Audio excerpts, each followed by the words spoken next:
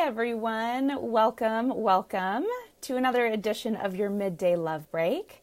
I'm Robyn D'Angelo. I'm super excited to have you guys joining me. We're going to just wait a few minutes for some people to hop on. I'm going to have my notes already. We have a topic that so many people are going to really want to take some notes on. Those of you who know about the topic, maybe reach out to a friend and let them know that we're getting ready to go live, and this is something that they're going to want to definitely pay attention to and check in with. So welcome, you guys. As you probably know, if you've been watching your Midday Love Breaks for a while, that we,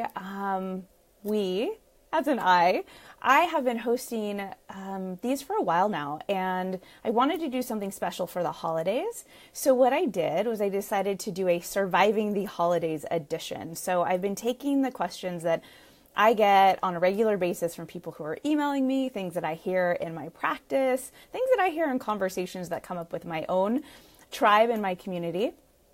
And I created the Surviving the Holidays series. And so today is a pretty big one, and it's one that I've been hearing from people in my own life, and people are reaching out to get support with. So I thought, hey, let's talk about this, and let's bring on an expert to really walk you guys through some of this stuff. So if you can hear me, put in the comments, say, hey, Robyn, we're here. We can hear you. We see you. Just let me know that you can hear me okay. And if my expert is here, please put in the comments, say hello.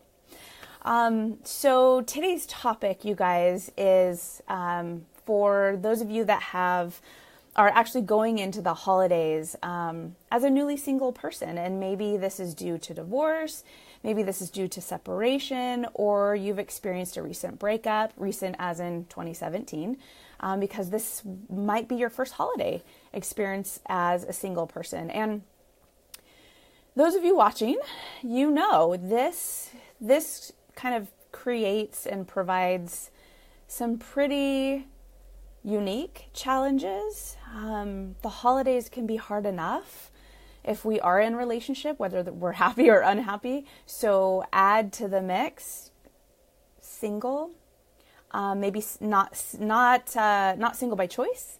Maybe the divorce or separation or breakup wasn't something that you wanted. Maybe it caught you off guard.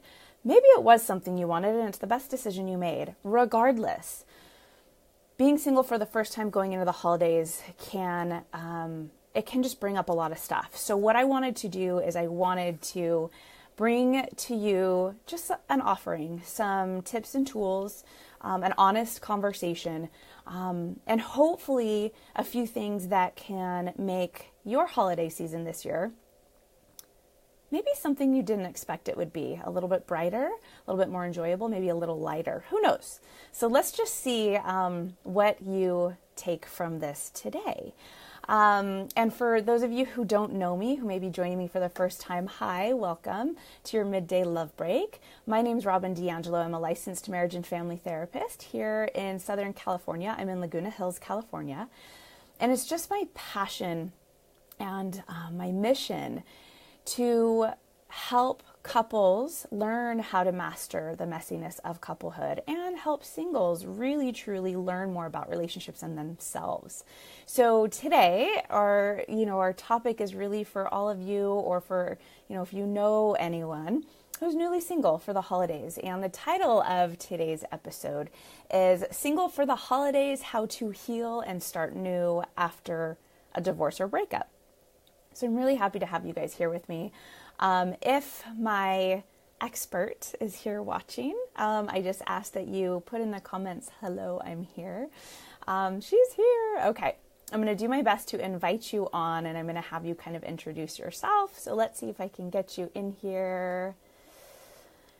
Okay. Thank you, Stephanie. I'm really excited, you guys, to have Stephanie on. You made it. Hi. Welcome. Thank you. Good to see you. Good to see you too. And for those of you that have joined us before for the Midday Love Breaks or any of my interview series, summits, webinars, Stephanie may look familiar. We've had her on here before. So I'm really excited, you guys. I'm going to have you kind of introduce yourself, Stephanie, but I just wanted to let everyone know that I'm really excited to have Stephanie on here today because not only is she a relationship expert, she really specializes in supporting those who are going through divorce, breakup, separation. She's our expert today. I'm so excited. So thank you for being here, Stephanie. Thank you. Yeah, why don't you just share with everyone kind of, how you got into this, a little bit about you, and then we'll dive right in. Okay. Yeah. Well, I am a licensed therapist in Los Angeles, and I started several years ago working with, it's kind of interesting who's drawn to you, but particularly women that have gone through a divorce. I work with couples, but then this also kind of came into my orbit, and I can relate to it because I went through a divorce many years ago. So it was sort of kismet in a way to support people going through an experience that I had gone through personally and can kind of understand from that angle. Absolutely. And I'm sure that when people reach out to you and they're drawn to you, I believe there's a reason for that. And I'm sure the fact that you've walked this before, I feel like people can sense when there's a deep, deep understanding from their therapist or from, who's guiding them as to their own struggle. So I'm sure, I'm sure that deepens and enriches your guys' work. Yes, it's been great. Yeah, and I wanted to ask too, you provide support groups as well, is that right? I did run a support group for women. I don't have one currently, but it's something I may do in the new year because support groups are actually really good. And if there is one in your area for anyone watching, it could be helpful during the holidays. I know a therapist named Jamie Daniel in Westlake Village runs one. So that's one that I know of in the Los Angeles area. But there is something about supporting people that are going through what you're going through and getting support in return that's really healing. Well, and here we are with this massive support group that we have right now, right? That's We're global. We're global. We're here to support all of you. So I really just want to thank everyone who is popping on. And please, as you guys are watching this, our topic. If you know anyone who is really struggling or suffering through this time, just share this quick video with them and, they can either watch it live or join us later and kind of watch the replay. So let's dive in, Stephanie. When I reached out to you and said, oh my gosh, let's do this. This is something I'm hearing from others that are reaching out. What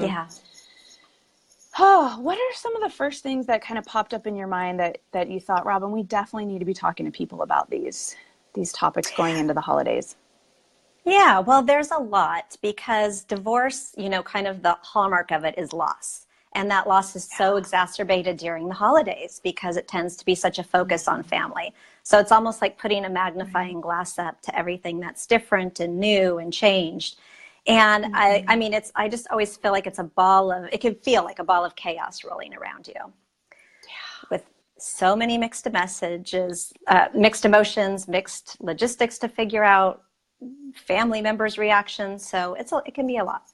Right. And when you said the magnifying glass, I started thinking about, it almost feels like there's a magnifying glass on what's not there anymore.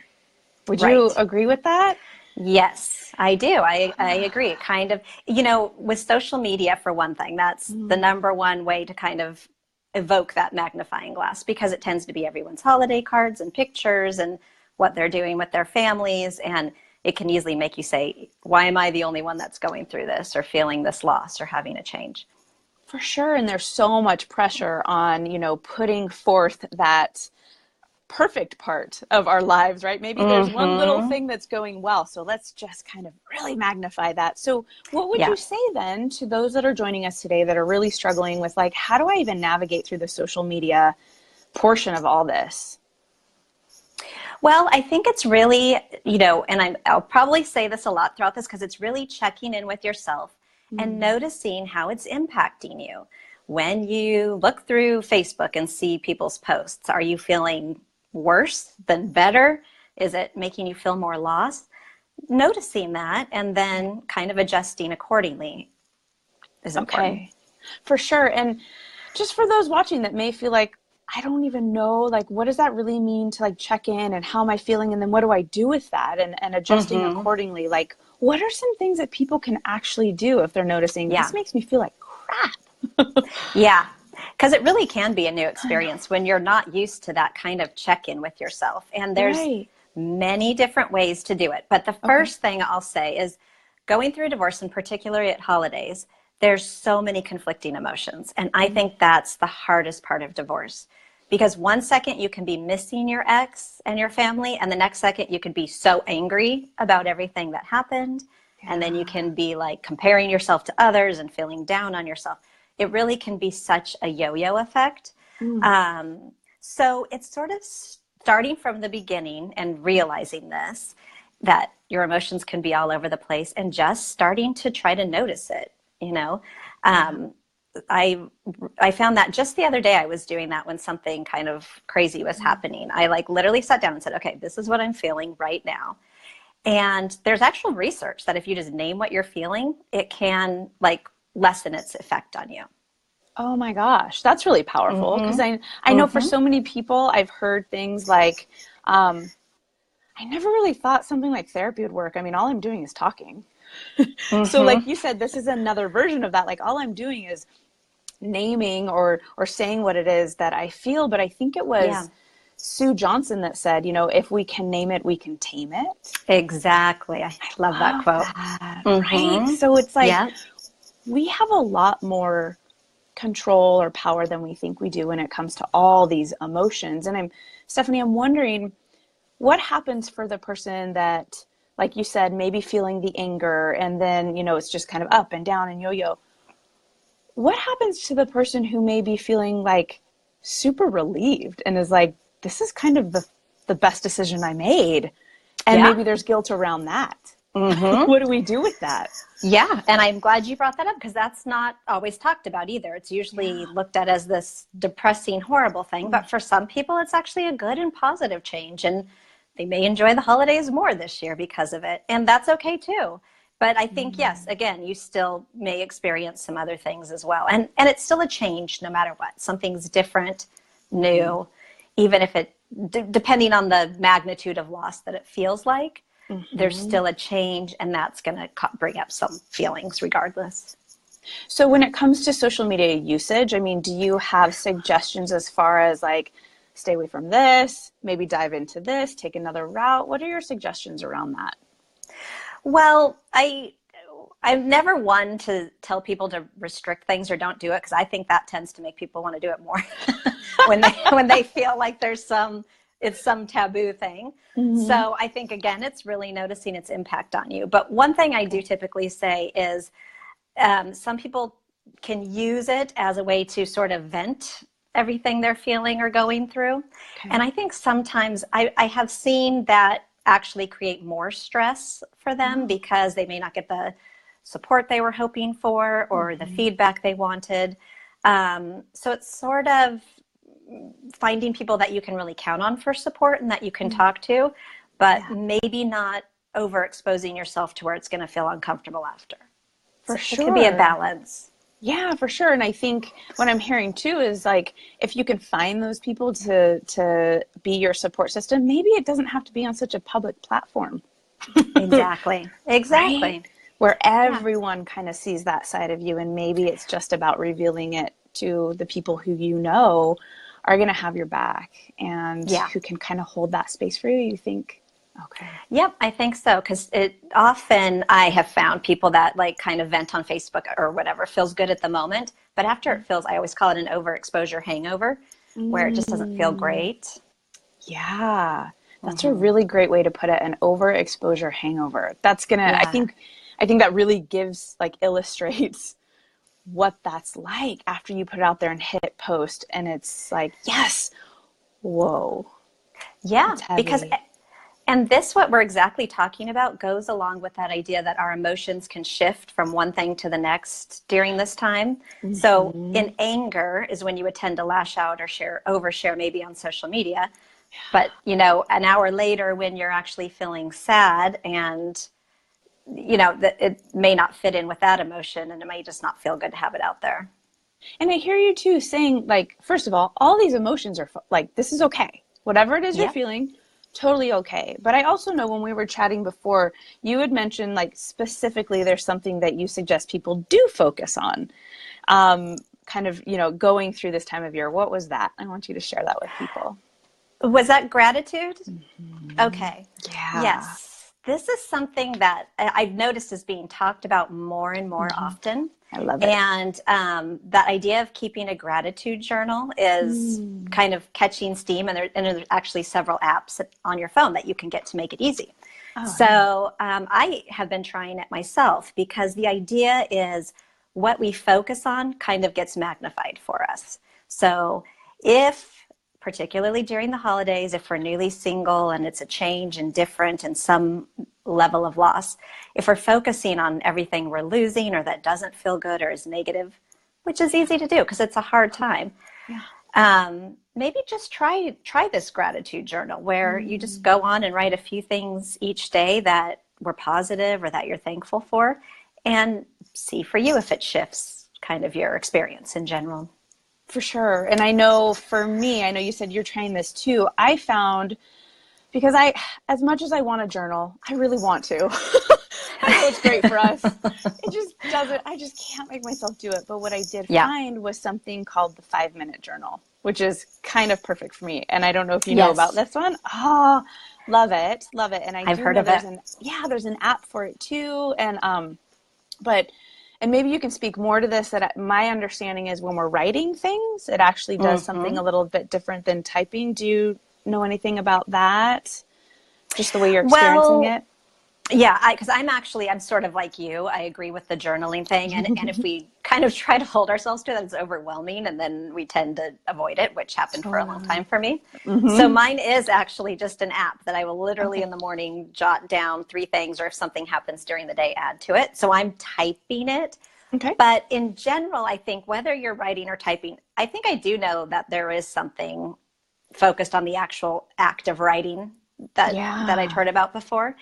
But either way, it's sort of the idea of getting all of this outside of you so that you're not just having it lodged in there and carrying it around, but actually getting it outside of you, being able to look at it is sort of the power I find in that.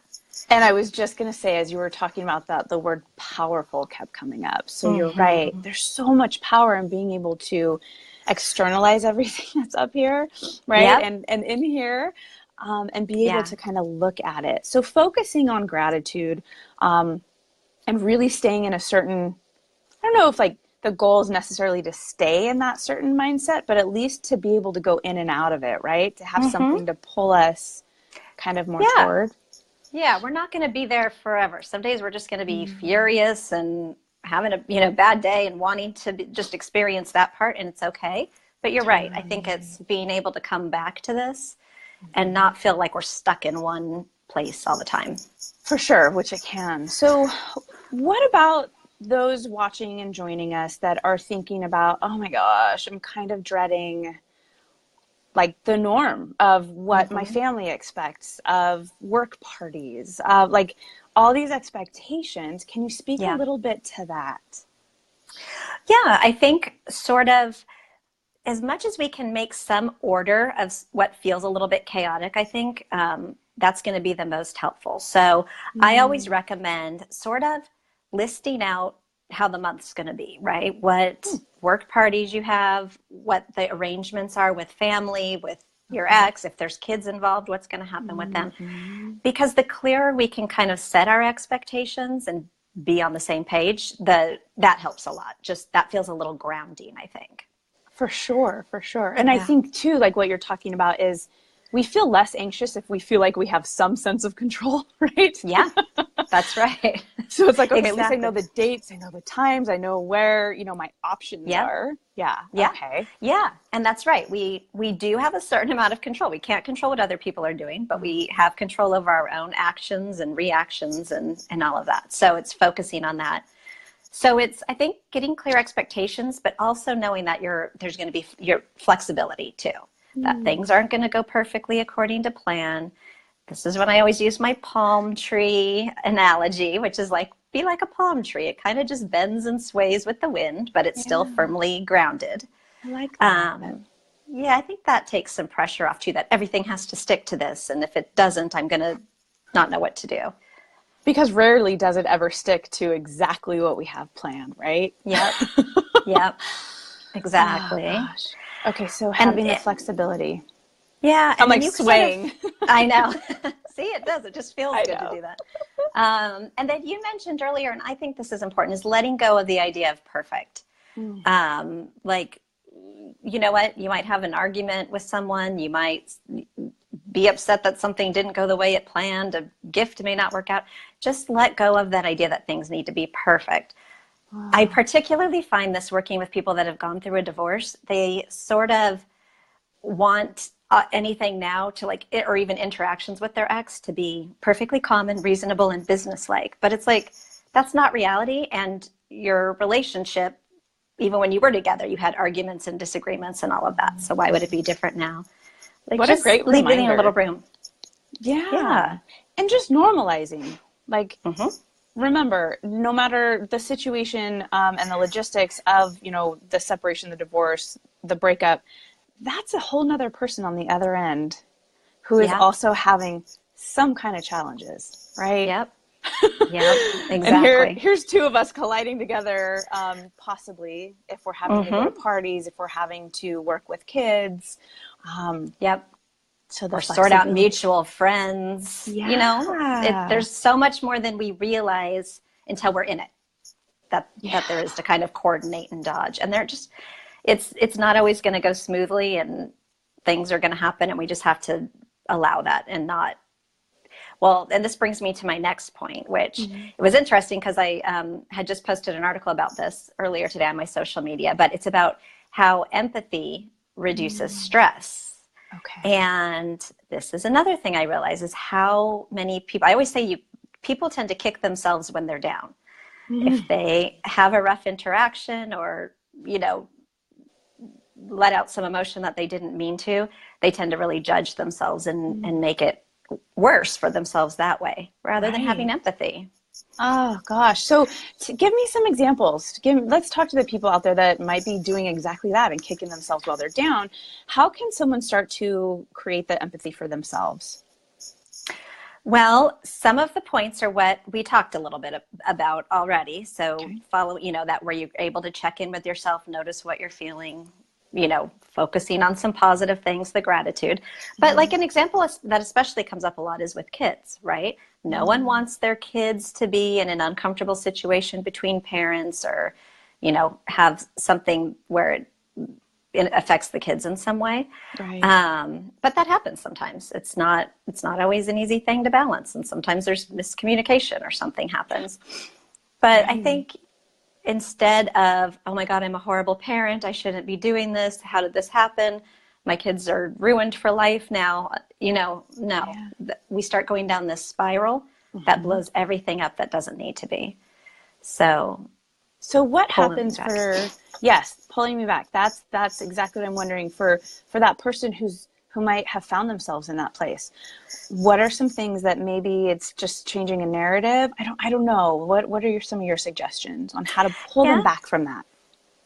Well, I think, again, some of this is just reintroducing new ways of thinking because we tend to just go down the path we always go down. Right. So the first thing is instituting that pause that I always say is the hardest. But that pause can say, maybe I don't have to go down this path. Okay, yes, that didn't go the way I wanted it to. What can I learn from this? What can I do different in the future? What can I do now to make it better? That's coming from a more realistic place instead of going down this path of anxiousness and worry and fear and all of that. Does that answer your question? It does. And I always talk about there's the power in the pause. So I'm so glad you're talking about the pause. There's power in it. There's magic in it. Like if we can just slow down everything that is stressing us out, making us anxious, we have an opportunity to almost like, I don't know about you, but to like widen the view, the lens a little bit, to be like, okay, time out. Let's take a look at what's happening right now. Right? Yeah, exactly. And but it is the hardest thing is that pause because it's sort of I always say it's like when someone, they do the reflex test on your knee where they hit it and your knee bounces up. Yeah. That's how set in our normal reactions we tend to be. So it's being able to stop that kind of natural, what feels like a natural reaction. Yeah, the automatic reaction, I think, right? Mm-hmm. Yep. Let's talk to the person who is jumping for joy that they are single, and the holidays are coming up, so there might be some uncertainty, but the circumstances around, being newly single are positive ones. What are some things that maybe they can anticipate heading into the holidays? Well, it sounds like, usually when we hear from people, it's because they're in distress. So if it's the opposite and you're feeling good about it, and maybe it took a while to get to this point, there can feel extra celebratory. And like you said, that relief and being able to honor that and just acknowledge the fact that this actually feels good and it feels okay. Yeah. So there's nothing wrong with that. Yeah. That's a lot of people's experience. I wonder too, for those that are listening that might be in that space, if it can feel lonely, right? Because that's not the way you're supposed to feel. So showing up to maybe family parties in a really good mood, or showing up to our mutual friend parties thinking I need to act a certain way, or I don't know. I wonder if you have any suggestions for people that are like, I'm kind of alone in my celebration and I'm not sure how to show up. Right. So like if other people may have more reaction to their being divorced and single than they do. Yep. Yeah. Well, the key to that, I think, is really just not taking on other people's feelings around it and understanding that they, have their own views or their own feelings around it. Yeah. It's sort of like kind of being able to put up this little bit of a shield of like, that's their feelings. They don't match mine, but okay. We can agree that we're just in different places around it. And that can be hard, because I do think that kind of judgment can set in, whether it's a positive for you or not. That judgment can feel very heavy.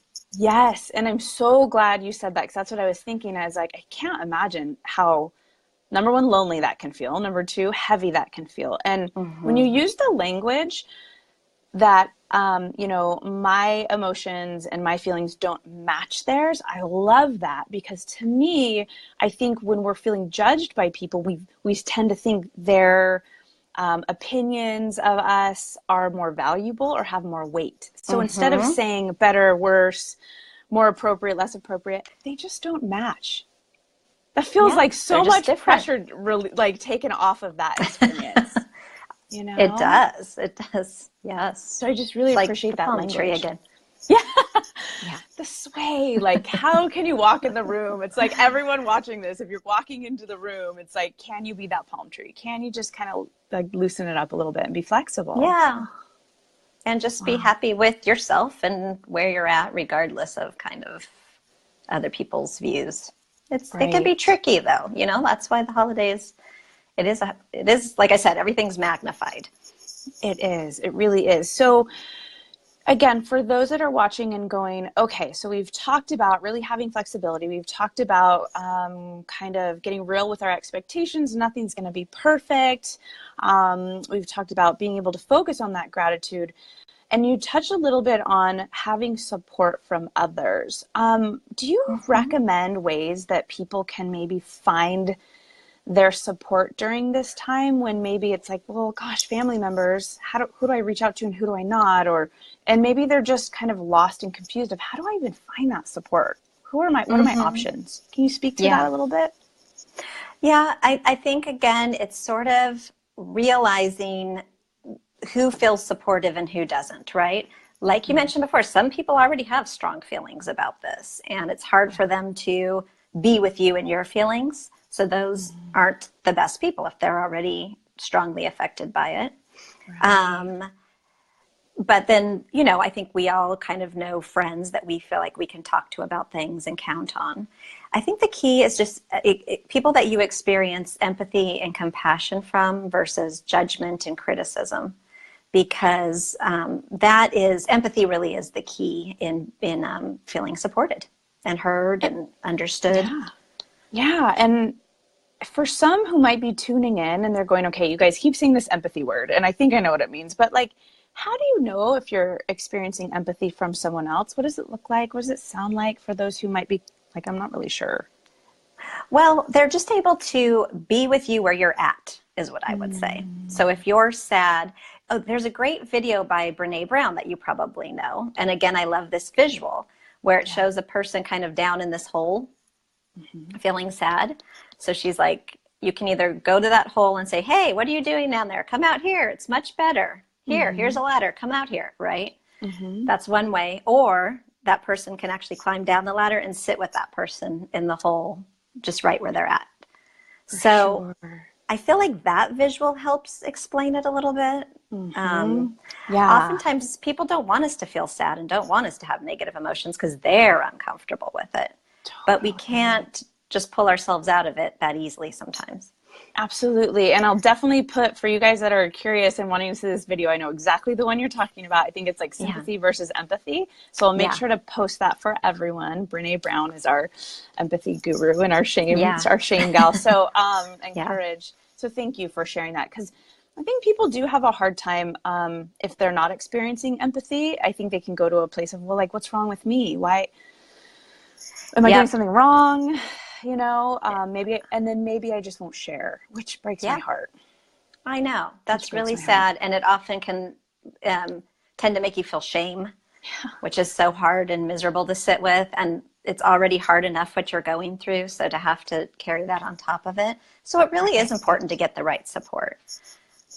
I'm really grateful that you talked about the shame piece, because for those who maybe didn't want the separation or the divorce or the breakup, and still do feel like they do have to go face family and friends and coworkers, I'm sure there can be massive amounts of shame around that. Yeah, absolutely. And in fact, I was just, Esther Perel has a new book out.